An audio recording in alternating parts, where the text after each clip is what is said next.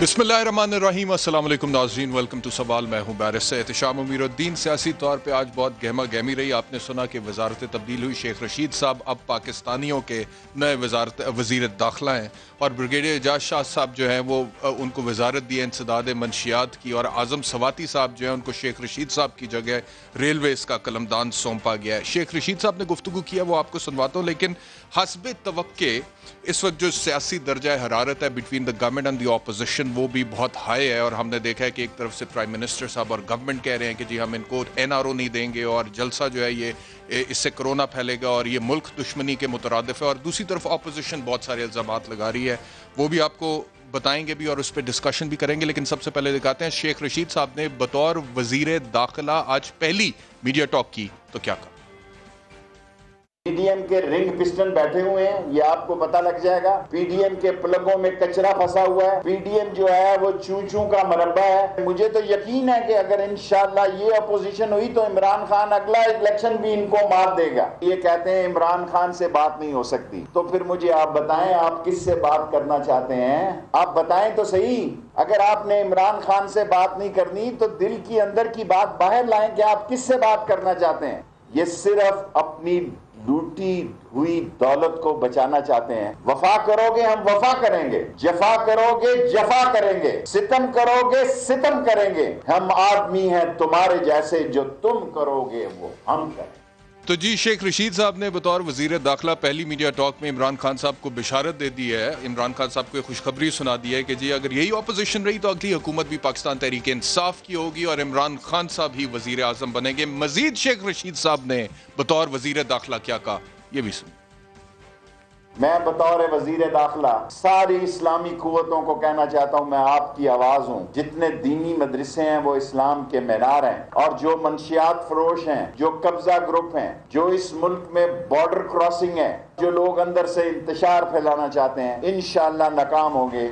अभी तो शुरुआत है, आगाज है, आगे आगे देखें क्या चलता है। लेकिन पहली मीडिया टॉक में उन्होंने पूरी उम्मत मुस्लिमा को और आलम इस्लाम को एड्रेस भी किया और एक पैगाम भी दिया। उस तरफ जो अपोजिशन है वहां से मरियम नवाज साहिबा ने भी गुफ्तगू की, मीडिया टॉक की आज, और उन्होंने क्या कहा कि गवर्नमेंट हमसे बार बार राब्ते करती है, ये भी सुन। इंसान 3 साल खुदाई लहजे में बार बार बार बार ये कहता रहा कि मैं NRO नहीं दूंगा। अब वही इंसान पिछले 3 दिन से और उसके सारे हुकूमती अहलकार हमारे मुख्तलिफ सीनियर क़यादत से राब्ते कर रहे हैं। ये कह रहे हैं कि आके बैठ के बात करें, ये मामला पार्लियामेंट में हल होना चाहिए, आप इस्तीफे ना दें, आप लॉन्ग मार्च ना करें। ये तो इबरत का मकाम है उस शख्स के लिए जो इस तरह की खुदाई लहजे में बात किया करता था। आज वो PDM से NRO मांग रहा है। तो मैं ये कह देना चाहती हूँ कि ना तुम्हारी इस रिक्वेस्ट को हम कुछ जानते हैं, ना तुम्हें इंशाअल्लाह ताला पाकिस्तान के अवाम या PDM NRO देगा। ये जो मरियम नवाज साहिबा कह रही थी कि प्राइम मिनिस्टर इमरान खान खुदाई लहजे में बात करते थे और अब वो मुज़ाकरात की बात कर रहे हैं, उन्हें ये लगता है कि वो अपनी हुकूमत को बचाने के लिए कर रहे हैं। लेकिन इमरान खान साहब कुछ और कहते हैं, उनका मौक़िफ़ डिफरेंट है। वो ये कहते हैं कि जी मैं इस वजह से कर रहा हूँ कि मैं नहीं चाहता कि पाकिस्तान के अवाम में कोरोना फैले, और इसी वजह से वो अपील कर रहे हैं बकौल उनके कि जल्द से जो है उनको मुलतवी करे ऑपोजिशन। सुनिए प्राइम मिनिस्टर साहब क्या कहते हैं। मैं आज सबसे अपील करता हूँ, ये जो पॉलिटिकल पार्टीज कर रही हैं, मैं इनको आज अपील करता हूँ कि ये जलसे जुलूस से कोई गवर्नमेंट को कोई फर्क नहीं पड़ने लगा, लेकिन लोगों की जानें खतरे में जाने लगी। जलसे जुलूस तो हमारे से बड़े किसने बड़े जुलूस किए हैं, तो जुलूस से क्या होगा, गवर्नमेंट चली जाएगी। ये जलसे जुलूस 2-3 महीने के बाद कर लें ताकि लोगों की हम जान खतरे से बचाएं। जी अपने पैनलिस्ट का तारुफ कराता हूँ। मेरे साथ अली नवाज अवान साहब हैं जी, PTI के MNA special assistant to prime minister. बहुत शुक्रिया अली नवाज अवान साहब।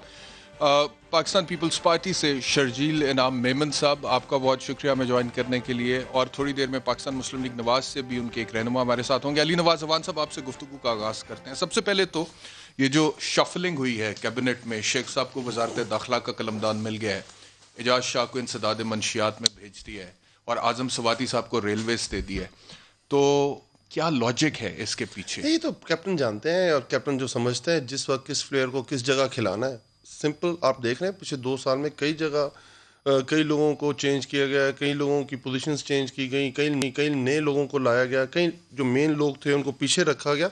ये चीज तो चलती रहती है एज लॉन्ग एज आप सिचुएशन क्या है, सिचुएशन क्या है उसके ऊपर उसके मुताबिक फरदौस आशिक अमान पहले इधर थी, उसके बाद उनको समझा गया अभी शिबली फराज साहब अच्छा रोल प्ले कर सकते हैं, उनको पीछे किया गया, फिर पंजाब में उनको आगे लाया गया। ये तो कैप्टन है, ये तो तरीका कार है। अब ऑपोजिशन क्या कर रही है, गवर्नमेंट ने किस तरह करना है और गवर्नमेंट ने परफॉर्म कैसे करना है, इट ओनली नो कैप्टन और कैबिनेट का डिसीजन। सवाबदीदी इख्तियार तो प्राइम मिनिस्टर साहब का, इसके ऊपर तो मैं सवाल ही नहीं कर रहा। मैं तो आपसे आपका ओपिनियन मांग रहा हूं कि आपको क्या लगता है, क्या एजाज शाह साहब से परफॉर्म नहीं कर रहे थे जो शेख साहब को वजारत दाखिला दी है, या शेख साहब की पुरानी ख्वाहिश जो है उसको पूरा करने के लिए शेख साहब ने कोई क्रिकेटिंग टर्म्स में समझा दें। जी आप देखें वर्ल्ड कप 92 आपको याद होगा जब पाकिस्तान जीता था, पोजीशन बहुत ही पिच आपको याद है बहुत ग्रीन हुआ करती है इंग्लैंड के अंदर, तो आपने देखा था वन डाउन इमरान खान साहब खुद आ जाया करते थे, वरना Imran Khan 5th 6th down खेला करते थे। मैं क्रिकेट से आपको कुछ समझाना चाह रहा हूँ, उसी टर्म्स यूज कर रहा हूँ, तरीकाकार बता रहा हूँ, प्लेस बता रहा हूँ, किस तरह कैप्टन समझता है कि इस वक्त इंफॉर्मेशन मिनिस्ट्री में किसको होना चाहिए, समझता है वो सही समझता है, कैबिनेट का डिसीजन होता है। आपको क्या लगता है कि क्या वजह, लॉजिक क्या है इसके पीछे, मैं तो जानना चाह रहा हूं। यही तो आप जो कहलवाना चाह रहे हैं, मैं क्या समझ, मुझे तो क्या मैं कह रहा हूं कि शेर रशीद साहब खान साहब समझते हैं इंटीरियर मिनिस्टर अच्छा रोल प्ले कर सकेंगे। एजाज शाह साहब नहीं कर रहे थे, बिल्कुल उन्होंने अपनी हद तक बहुत अच्छा किया होगा, इससे भी अच्छा रूम जगह तो हमेशा रहती है ना, हर वक्त आपकी जगह तो रहती है इंप्रूवमेंट की, तो वो उसमें शेर रशीद साहब हैं, आजम स्वाति साहब हैं, आजम स्वाति साहब पहले किसी और चीज़ के मिनिस्टर थे, अब किसी और चीज़ के मिनिस्टर बन गए, तो नथिंग स्ट्रेंज। ठीक है जी, ऑपोजिशन से इसी के ऊपर पहले मौक़िफ़ लेते हैं, फिर जलसों की तरफ जाते हैं। शर्जील नाम मेमन साहब, आप फरमाइएगा पाकिस्तान पीपल्स पार्टी के तर्जुमान के तौर पे किस तरह से देख रहे हैं गवर्नमेंट के इस मूव को जिसमें ये शफलिंग हुई है कैबिनेट में? बिस्मिल्लाहिर्रहमानिर्रहीम, शुक्रिया जनाब, और जितने भी आपके पास दोस्त बैठे सबको मेरा सलाम। जी मैं समझता हूँ कि बिल्कुल ऐवान साहब ने सही कहा, ये उनकी गवर्नमेंट है, ये उनका इख्तियार है, जिसको भी वज़ीर बनाएं और उस शख्स को भी वज़ीर बनाएं जिनके लिए माजी में आप क्या क्या कहते रहे हैं। अब मैं वो वर्ड मुझे रिपीट करते हुए किसी भी मौजूद वज़ीर के लिए वो मुझे हो रहा है, कहते हैं कि कोई हिचकिचाहट हो रही है, वो लफ्ज़ रिपीट नहीं करने चाहिए, लेकिन अगर आप बोलें तो मैं वो वीडियो चला दूं खान साहब की जो उन्होंने क्या फरमाया था शेख रशीद साहब के लिए, अगर आपकी इजाज़त हो तो। एहतशाम साहब इजाज़त है? जी जी वो सुना हुआ है, सबने सुना हुआ है, आप फरमाइए, अपनी गुफ्तगू कीजिए। अपनी कुर्सी बचाने के लिए अच्छा मैं नहीं रिपीट करता। तो खैर लीडर में हमेशा कंसिस्टेंसी होनी चाहिए, लीडर में हमेशा जो है वो ठहराव होना चाहिए, और बाकी लीडरों के लोग ये कहते रहे कि जी बाकी लोग जो हैं वो अपनी बातों पे नहीं रहते। कप्तान साहब जो हैं वो तो एक बहुत पाकिस्तान के मुनफरिद लीडर थे, जिनको उनकी राय हमेशा आखिरी समझी जाती थी। कभी चौधरी परवेज़ इलाही साहब के लिए जो फरमाते थे, फिर उनको जब ज़रूरत पड़ी तो उनको भी रख दिया। खैर ये उनका सोलो डिसीजन है, उसमें हमें कोई एतराज़ नहीं है, लेकिन मैं समझता हूँ कि जो भी डिसीजन है वो पाकिस्तान की बेहतरी के लिए हो और उसमें कोई साजिश बीच में इन्वॉल्व ना हो।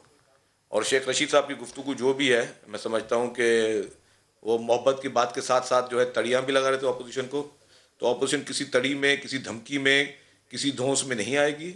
आपने जो अपना हुकूमत में काम करना है, आपको अपोजिशन को ये लगता है कि शेख साहब को अगर वजारत दाखिला का कलमदान दिया है तो वो अपोजिशन को या पीडीएम को के हवाले से दिया है, क्योंकि अब आप लोगों ने लॉन्ग मार्च करना है और उसके बाद आप लोग कहते हैं जी इस्तीफे भी दे देंगे। आपका तो नहीं पता, लेकिन PMLN वाले कहते हैं, मौलाना साहब कहते हैं, तो आप लोगों के लिए शेख साहब को वजारत दाखिला में लाएं, ये लगता है आपको?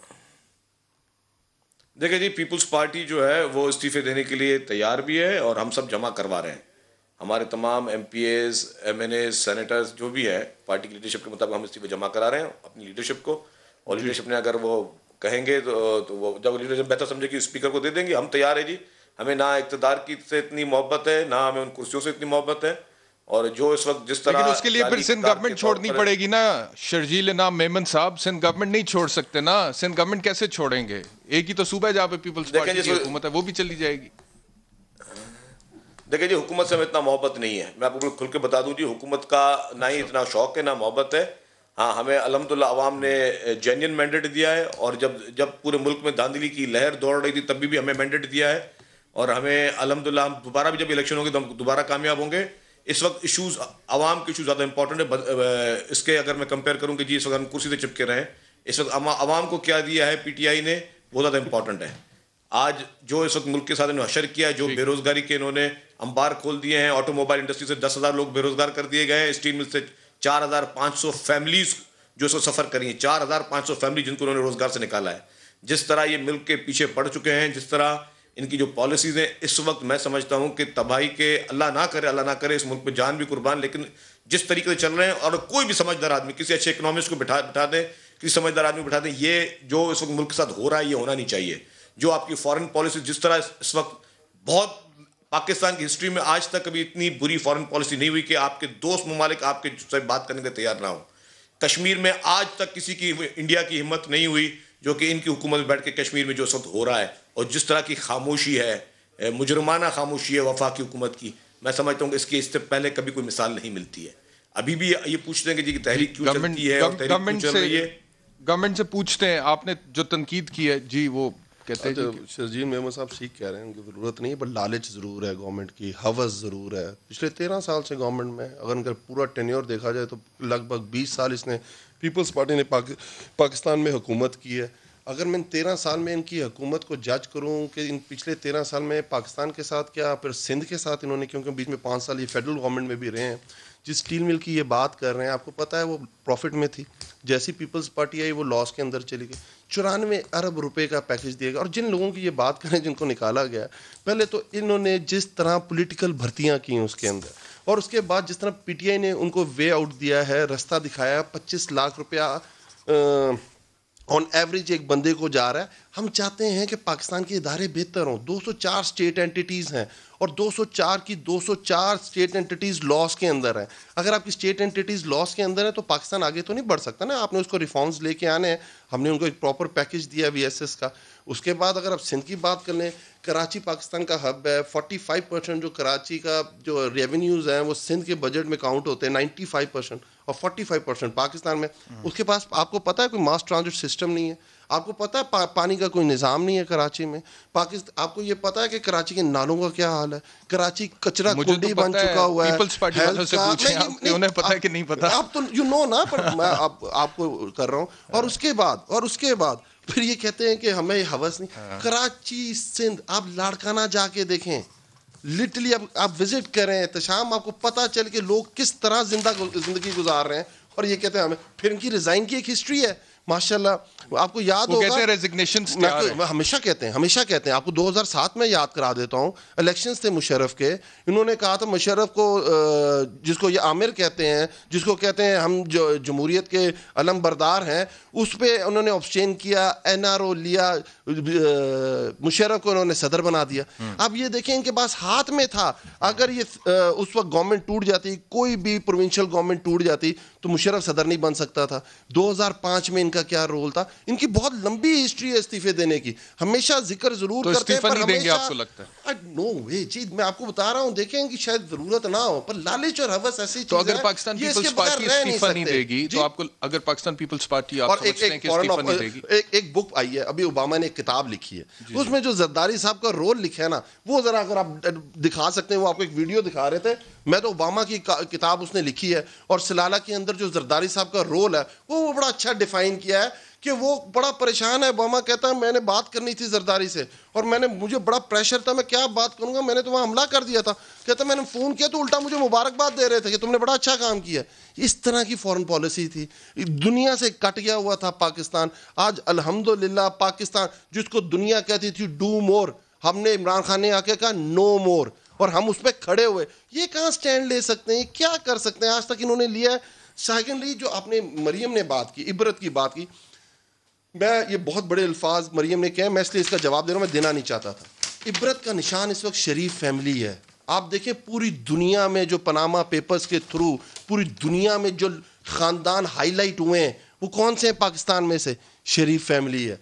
भाई, बड़ा भाई भाग के बाहर गया हुआ है, 11 फैमिली मेंबर्स भगोड़े हैं, बड़ा छोटा भाई जेल के अंदर है, भतीजा जेल के अंदर है। अपना स्टेक खत्म हो गया पाकिस्तान के अंदर, सियासत कर नहीं सकते हैं, और ये कहते हैं कोई और इबरत का निशान। तो आपको देख के लोग कष्ट, जिसको इतनी इज्जत मिली हो पाकिस्तान में, जिसका सियासत में, जिसके खानदान का कोई नाम ना हो, जिसका सियासी पार्टी कोई ना हो, वजीर बने, वजीर आला बने, 3 दफा वजीर आजम बने, और ये हाल तो इंसान कानों को हाथ लगा के कहता है अल्लाह अल्लाह, इस तरह का ये जो निशान इबरत शरीफ फैमिली बनी है, अल्लाह उसे पनाह दे। चलिए, बिलावल साहब ने रेजिग्नेशंस के हवाले से आज कुछ कहा। शर्जील साहब, ये अली नवाज अवान साहब कह रहे हैं कि ये आप लोगों ने इस्तीफे वगैरह देने कोई नहीं है, ये सिर्फ आप लोग नारा लगा रहे हैं इस्तीफे देने का, और अगर आप लोग इस्तीफे देंगे तो सिंध हुकूमत जाएगी। और इस वजह से बिलावल साहब जो हैं उन्होंने आज भी ये कहा कि सेंट्रल एग्जीक्यूटिव कमेटी फैसला करेगी रेजिग्नेशंस के हवाले से। ये जरा सुनिए।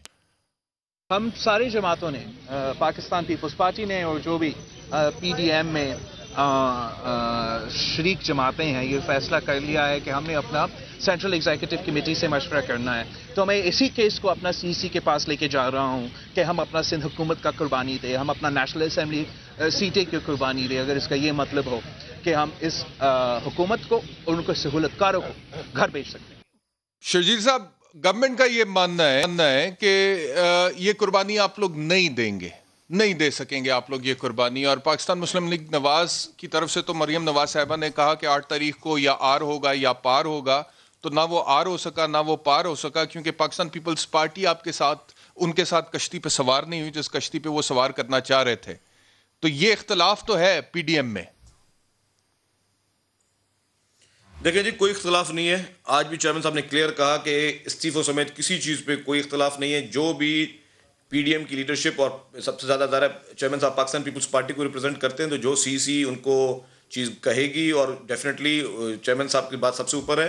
तो मेरे ख्याल से जो भी लोग गलत फहमियों में शिकार है ना, उनको बहुत जल्दी वो पता चल जाएगा। और अगर इस्तीफों से टांगे नहीं कांप रही तो फिर मुज़ाकरात के लिए अब दोबारा जो है, पहली दफ़ा फर्स्ट टाइम मैं समझता हूँ कि इतना इसरार क्यों हो रहा है, और अब उस लहजे में थोड़ी सी जो पॉजिटिविटी है वो क्यों हो रही है। हालांकि मैं इसको अप्रिशिएट करता हूं कि पॉजिटिविटी लहजे में आनी चाहिए, लेकिन बहुत देर की मेहरबान आते आते अब चंद बात कोरोना की वजह से, वो प्राइम मिनिस्टर साहब कहते हैं कोरोना की वजह से मैं अपील कर रहा हूं ऑपोजिशन से। अच्छा जेके जी, कोरोना की वजह से अगर प्राइम मिनिस्टर साहब को अपील करनी होती तो सिराजुल हक साहब ने 2 जलसे KPK में किए, उनको भी कर लेते। असद उमर साहब ने लाड़काना में आकर तकरीब की, उनको भी कर ली होती। खुद भी कहीं तकरीबात में मास्क पहन लिया होता। अगर कोरोना की अपील होती तो कोरोना की वजह से वाकई में अगर दर्द होता तो जो अभी सब्जी मंडियां हैं पूरे पाकिस्तान में, जहाँ रोज़ाना हज़ारों लोग आते हैं और वहाँ पे बड़ी बड़ी मार्केटों में लोग आते हैं, उधर भी थोड़ा SOP का ख्याल कर लिया होता। अगर कोरोना का इतना दर्द था तो तमाम एक्टिविटीज़ पे उतनी ही नज़र होती, लेकिन सिर्फ और सिर्फ PDM पे था। जिन दिनों में PDM के जलसे थे उन्हीं दिनों में जमात इस्लामी जलसे थे। जमात इस्लामी के लिए आप लोग जेन्युइनली खतरा है इस हुकूमत के लिए अगर आप लॉन्ग मार्च करेंगे और अगर आप रिजाइन कर देंगे तो वो कहते हैं कि हम ज़िमनी इलेक्शन दोबारा से करा लेंगे। ज़िमनी इलेक्शन होते हैं, हो सकते हैं सिंध में भी आपको दोबारा गवर्नमेंट ना मिले, फिर क्या करेंगे? तो फिर आप मुज़ाकरात क्यों कर रहे हैं? अगर देखिए जी, हमारा ऑपोजिशन का हक है, हम इस्तीफा दें, इनका इख्तियार है ये ज़िमनी इलेक्शन कराएं, भले कराएं, किसने मना किया इनको जी?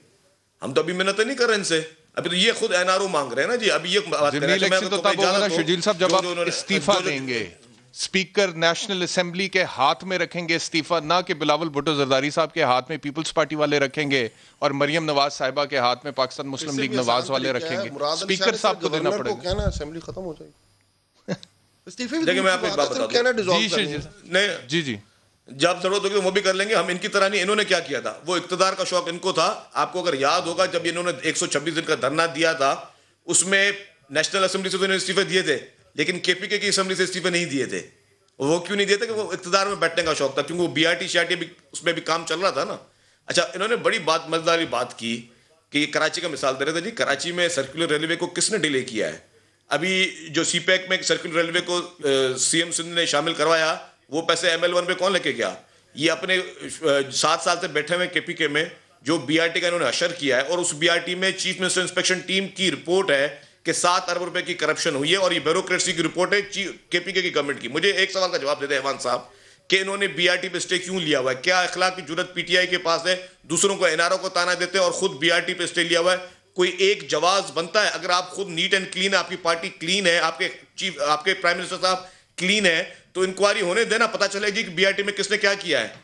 उस पर स्टे ऑर्डर ऑपोजिशन की किसी एक जमात ने, किसी एक लीडर ने, किसी एक नैब के केस में, FIA केस में स्टे ऑर्डर नहीं लिया हुआ। वाहिद हुक्मरान जमात है जिसने BRT पे स्टे लिया हुआ है। ब्रेक के बाद वापस गुफ्तगू को आगे बढ़ाते हैं आफ्टर द ब्रेक।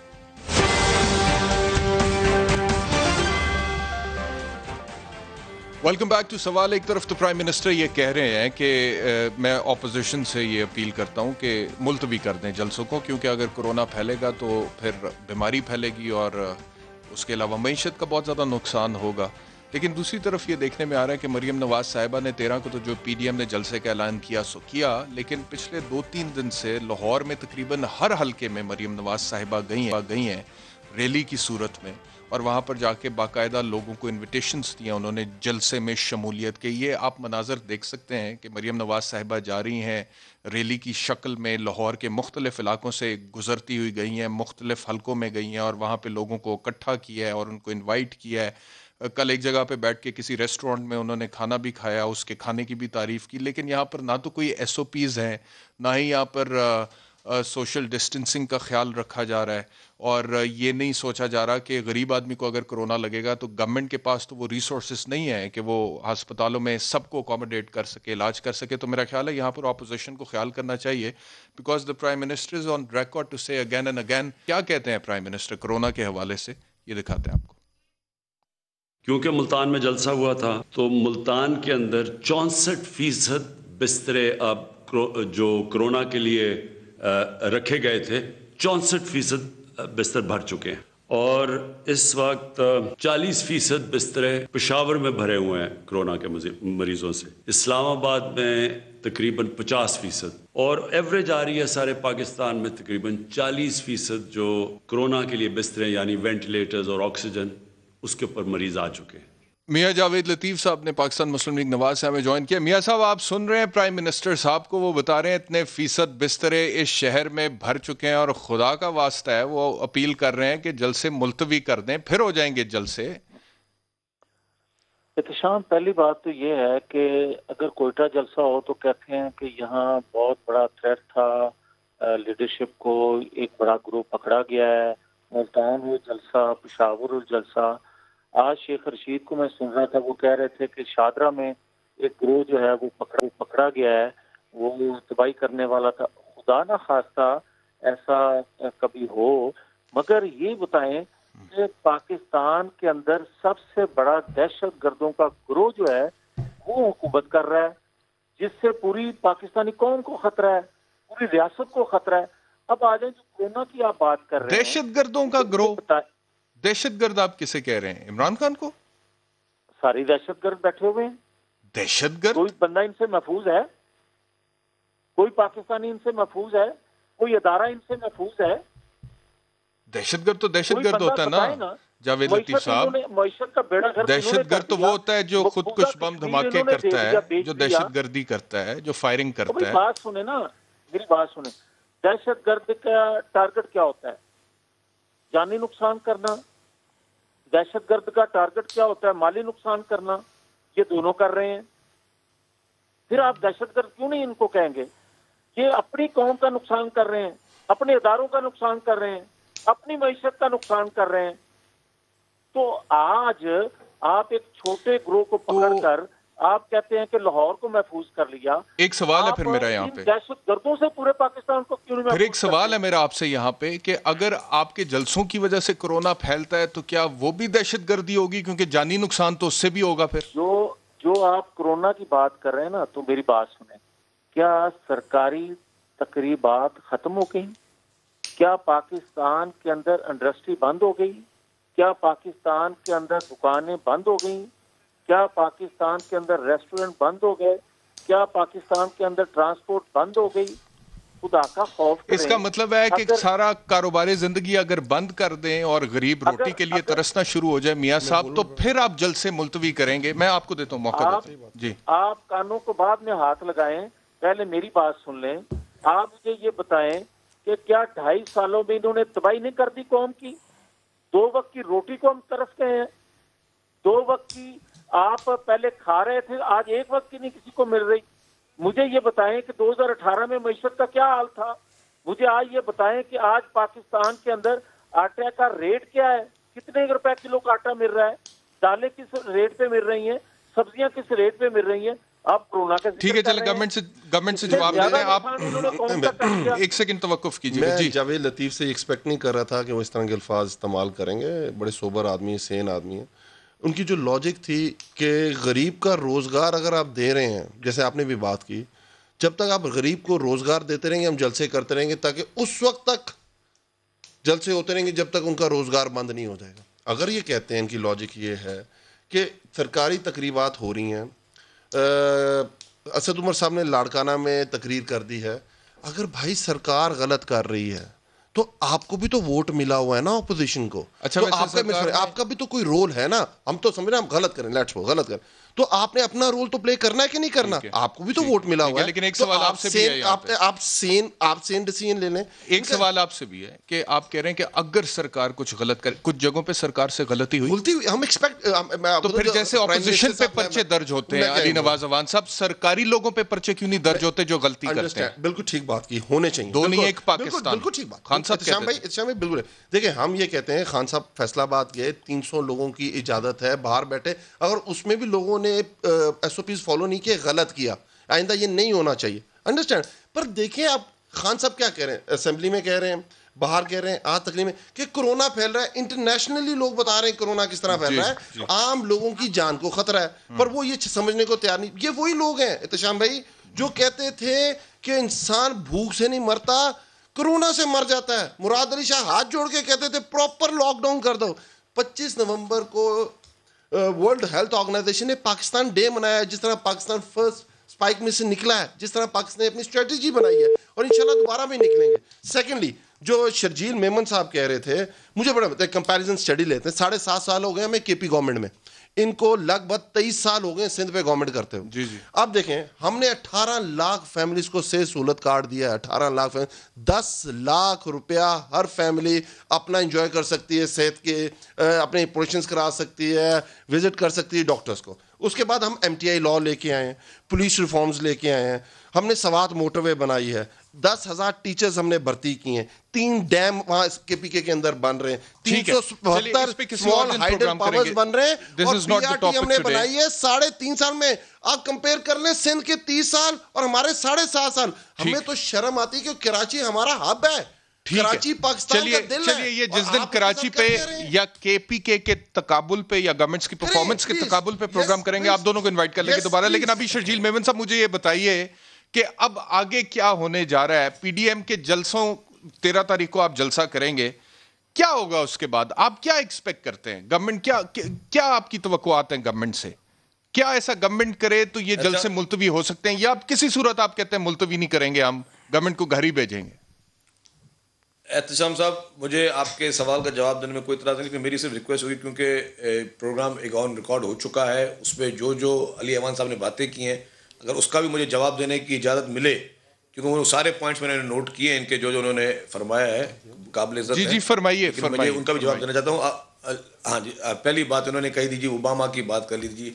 ओबामा ने किताब में ये लिखा है, ओबामा का ही दौर था, सदर जरदारी साहब पाकिस्तान के सदर मुमलिकत थे जब नेटो की सप्लाई बंद हुई थी। इसके अलावा मैं कहता हूँ अभी आप कल को नेटो की सप्लाई बंद करके दिखाते हैं। ये जुर्रत पाकिस्तान पीपल्स पार्टी की थी, मोहतरम आसिफ अली जरदारी साहब की थी। जब सलाला वाला वाक़या हुआ था तो पीपल्स पार्टी की गवर्नमेंट ने ये स्टैंड लिया था कि अमेरिका की नेटो की सप्लाई बंद की थी। आप आज भले ओबामा की बात को यकीन कर लें, और वो जो टॉपिक है उस पर मैं बहस करना नहीं चाहता इस TV पे।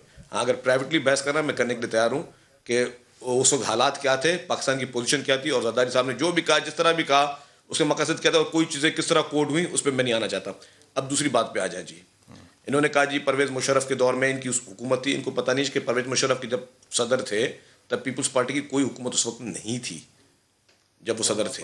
पीपल्स पार्टी की सिंध में भी हुकूमत थी, सिंध में हालांकि हमारे पास अक्सरियत थी, ज़्यादा सीटें पीपल्स पार्टी ने ली थी, लेकिन उसको भी अपोजिशन को जोड़ तोड़ और ये नया वेब इस्तेमाल करके वो फॉरवर्ड ब्लॉक और पैट्रियट और इस तरह की चीज़ें बनी थी हमारी कोई हुकूमत। ब्रेक में 1 मिनट है शर्जील साहब, जरा क्विकली वाइंड अप करके उस तरफ आ जाएं, PDM की जलसे की तरफ। 1 मिनट है ब्रेक में मेरे पास। अच्छा जी, मैं PDM जलसे पे आ जाता हूँ, लेकिन उससे पहले सिर्फ एक सवाल जवाब दे दूँ। इन्होंने पूरी KPK की बात बता दीजिए, KPK में ये क्या वो क्या, उस पर आपकी बात सही है कि अलग प्रोविंसेस का कर देंगे प्रोग्राम, लेकिन एक बात अली अमान साहब ने जवाब नहीं दिया कि उस BRT पे जिस पे FIA इंक्वायरी करी थी, पेशावर हाई कोर्ट का जजमेंट था, उस पर सुप्रीम कोर्ट पे स्टे ऑर्डर क्यों लिया हुआ है? ये क्यों नहीं चाहते कि एक शफाफ इंक्वायरी उस पर होनी चाहिए, और अगर नहीं होती है और उस पर अगर स्टे ऑर्डर है तो उसका मकसद क्या? आप आ जाए, आपकी PDM की बात उस पर मैं जवाब देता हूँ। PDM के लिए जी, जब तक खान साहब का इस्तीफा नहीं होता तब तक PDM एक कदम पीछे नहीं हटेगी, और जो भी पीडीएम की लीडरशिप ने जो भी स्ट्रेटजीज बनाई हैं, जलसा है 13 को, फिर 27 दिसंबर को जो है वो लाड़काना में जलसा है, उसके बाद अगर लॉन्ग मार्च होगी तो लॉन्ग मार्च में आगे आएंगे, हड़तालें होंगी तो हड़ताल आगे आएंगे, लेकिन हम इस तरह का कोई काम नहीं करेंगे जो खान साहब ने किया था। जो खान साहब ने किया था कि बिजली का बिल जला के ये कहा था कि आज के बाद पूरे पाकिस्तान की आवाम कोई बिजली का बिल ना पे करे, अपने घर की बिजली कट गई तो उसके बाद तो खुद पहले सबसे पहले पे किया, या पाकिस्तान के लोगों को यह पैगाम दिया था कि पैसे जो हैं वो लीगल तौर पे बाहर ना भेजें, मनी लॉन्ड्रिंग करें, बैंकिंग चैनल्स के थ्रू ना भेजें और मनी लॉन्ड्रिंग की तरह इस तरह का काम हम नहीं करेंगे। लेकिन जो भी होगा आइन और कानून और जमहूरियत के लिए बेहतर होगा, हम कोई इस तरह का गलत काम नहीं करेंगे। ठीक है, एक ब्रेक लेते हैं जी, ब्रेक के बाद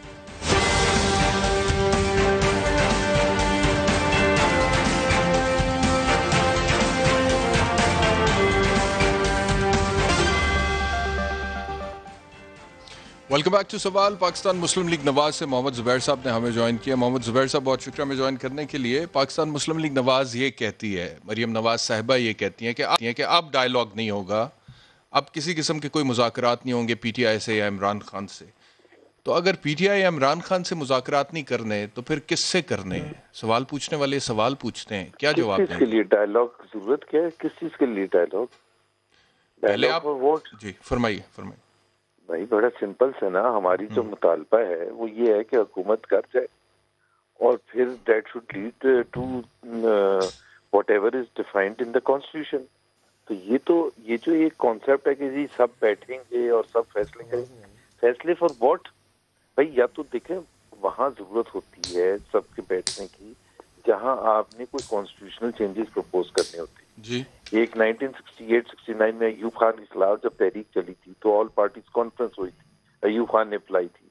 1962 का कॉन्स्टिट्यूशन मानती नहीं थी ऑपोजिशन, तो उस पर एक one man one vote and whatever जी, तो वो तो उन्होंने तो बातचीत क्या मतलब हम तो सिर्फ ये कह रहे हैं कि हमारा आइन है उस पर सब मुत्तफिक हैं, सिर्फ उस पर अमल दरामद नहीं होता सही। तो उसके लिए जो आईनी हदूद है वो सबको पता होनी चाहिए और उस पर अमल दरामद होना चाहिए। बड़ा सिंपल सा मुतालबा है मेरा ख्याल है। फैसले तो नहीं जुबैर साहब फिर जब आप कहते हैं कि हुकूमत घर जाए तो किस आईनी वो क्राइटेरिया पे आप कहते हैं कि हुकूमत घर जाए? क्योंकि वो तो वोट ऑफ नो कॉन्फिडेंस आपने मूव करना है पार्लियामेंट में, वो आप करते नहीं है। नहीं, वो vote of no confidence frankly speaking उसमें कुछ छुपाने की तो बात है नहीं कि वो बिल्कुल आईनी तरीका है। लेकिन उन्होंने जो धांती से जो MNAs बाती हैं वो तो हमारे साथ तो नहीं बैठे हैं ना। वो अब इनके कितने इनके साथ हैं कितने नहीं हैं, वो बजट में भी जब 160 से ज्यादा इनके पास आए भी नहीं थे। But that's besides the point. हम जब आईनी कहते हैं तो हम कहते हैं कि हम हर चीज वो करेंगे प्रेशर डालने के लिए जो आइन में है। अभी तक हमने तो आपके प्रेशर से हुकूमत घर चली जाएगी? नहीं, सिंध हुकूमत की नहीं, मैं पीटीआई की फेडरल हुकूमत की मैं उसी की बात कर रहा हूँ आपसे। आपके प्रेशर से घर चली जाएगी? अब देखिए हम ट्राई तो यही कर रहे हैं ना। भाई क्यों जाएंगे? आपके जलसे से वो क्यों घर जाएंगे? इमरान खान कहता है मैंने 126 दिन का धरना दिया था, मैं नवाज शरीफ को घर नहीं भेज सका था, तो इनके चंद जलसों से मैं क्यों घर जाऊं? बिकॉज बहुत बुनियादी डिफरेंसेस थे ना। पहली बात तो ये थी कि इनके थे 34 vote MNAs in a house of 342, तो 34 वर्सेस बाकी 300 से ऊपर एक तरफ से। दूसरी बात ये थी जब आप 34 सीट लेके आए, आपको अगर और आपका बुनियादी जो मसला था वो था कि इंतखाबात में वो जो ट्रॉफी मिलनी थी इमरान खान को वो नवाज शरीफ को पकड़ा दी गई। 34 सीटें वर्सेस 186 सीट, कोई कंपैरिजन था? And then there was no economic crisis in the country. कोई ये नहीं था कि जी आटा चोरी हो गई है, बुरहान हो गया है, महंगाई बहुत ज्यादा हो गई है, बेरोजगारी बहुत ज्यादा हो गई है, या गुर्बत बहुत ज्यादा। तो इन्हीं चीजों के लिए डायलॉग कर लें। पहले आप नेशनल डायलॉग की बात करते थे, इन्हीं चीजों पे डायलॉग कर लें जो आप प्रॉब्लम्स गिनवा रहे हैं। किससे कर लें? हुकूमत से करें जी, प्राइम मिनिस्टर साहब से करें। अभी तक तो पहली बात तो ये है कि हमने कहा है कि हम डायलॉग करने का वक्त गुजर गया। दूसरी बात ये there are offer for dialogue, उन्होंने कहा है। वो मैं आपको उनके अल्फाज बता देता हूँ। वो अगस्त 2018 में भी वही कहते थे, आज भी वही कहते। मैं हर चीज पर बात करूंगा लेकिन एनआरओ पर नहीं बात करूंगा। Is this the way to propose a dialogue? ठीक है, आखिरी मिनट है गवर्नमेंट की तरफ से। अली नवाज अवान साहब, कहते नहीं कोई डायलॉग नहीं, अब आपसे कोई डायलॉग। अच्छा मुझे फिर देखे ना, अभी भी आपने ज़ुबैर भाई की बात सुनी, वो कंफ्यूज बात है, उनके पास किसी चीज़ का जवाब नहीं। कभी वो कहते हैं उनके पास 34 थे तो इनके पास जवाब नहीं बनता। भाई इखलाकी जवाब होते हैं हर चीज़ के। बात ये है कि गवर्नमेंट से नहीं करेंगे तो किससे करेंगे? फिर आप 2 दफ़ा जाके मिलेंगे और फिर कहेंगे कि मैं सिर्फ लूडो खेलने गया था, मैं गुलाब जामुन खाने गया था।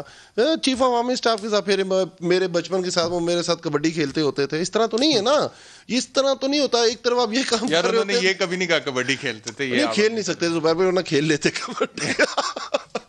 तो मैं और बात करने की कोशिश, तो ये इनके लिए तो अब देख अपना बयानिया क्या नवाज शरीफ का बयानिया वो चीफ ऑफ आर्मी स्टाफ, अब वो पाकिस्तान की फौज को कहते हैं कि ये पाकिस्तान के मामलात में दखलंदाजी देते हैं, ठीक है जी, और इनका रोल लिमिटेड होना चाहिए। नवाज शरीफ का बयानिया, ये बयानिया नहीं, तो ये जाके मुझे बात बताएं, फिर गवर्नमेंट से नहीं करेंगे तो किससे करेंगे? बहुत शुक्रिया आप मेहमानों का। कल आपसे दोबारा मुलाकात होती है, अपना ख्याल रखिए, अल्लाह हाफिज।